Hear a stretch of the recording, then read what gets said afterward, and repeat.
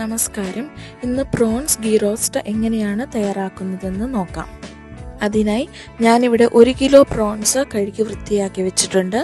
അതിലേക്ക് 1 ടീസ്പൂൺ ഉപ്പ്, 1/2 ടീസ്പൂൺ മഞ്ഞൾപ്പൊടി, 2 ടീസ്പൂൺ മുളക് പൊടി, 1/2 ടീസ്പൂൺ കുരുമുളക് പൊടി എന്നിവ ചേർത്ത് അരനാരങ്ങയുടെ നീരും അതുപോലെ തന്നെ 2 ടേബിൾ സ്പൂൺ തൈരും ഒഴിച്ച് നന്നായി ഇളക്കുക. മാരിനേറ്റ് ചെയ്ത് വെച്ച പ്രോൺസ് ഇപ്പോൾ 20 മിനിറ്റ് റെസ്റ്റ് ചെയ്യാൻ അനുവദിക്കുക.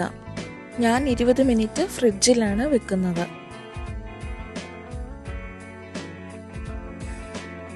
അതിനുശേഷം 7-8 ഗ്രാമ്പു, 2 ടീസ്പൂൺ മല്ലി, 1 ടീസ്പൂൺ കുരുമുളക്,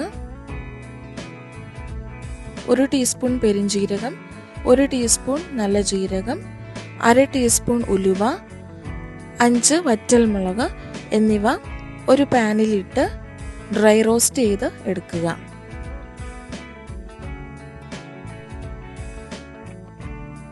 ഇതോടൊപ്പം 4 കാഷ്യൂനട്ട് കൂടി ചേർത്ത് നന്നായി റോസ്റ്റ് ചെയ്യുക.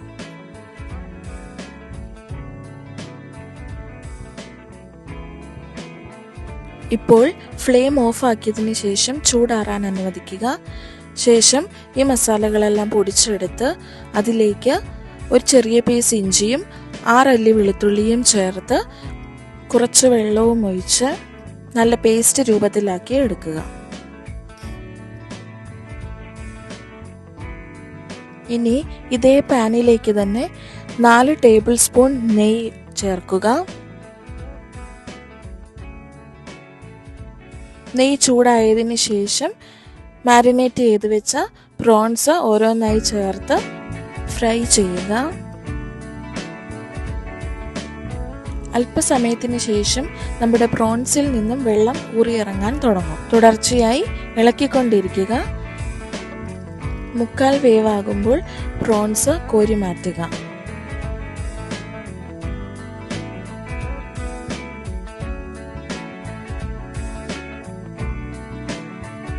ഇനി ഈ ഗ്രേവിയിലേക്ക് നമ്മൾ നേരത്തെ അരച്ചു വെച്ച മസാല പേസ്റ്റ് ചേർക്കുക.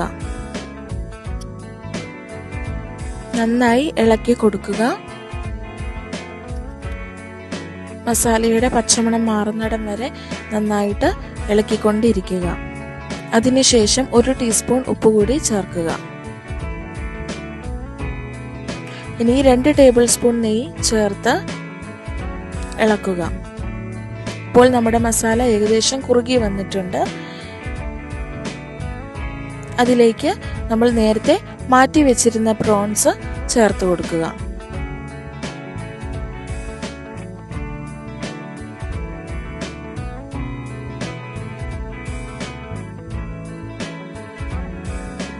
പ്രോൺസ് 1/4 വേവേ ആയിട്ടുള്ളൂ.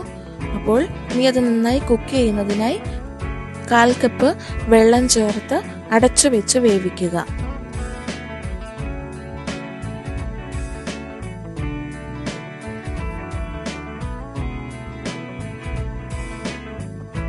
ഇടയ്ക്ക് അടിക്ക് പിടിക്കാതെ ഇളക്കി കൊടുക്കണം.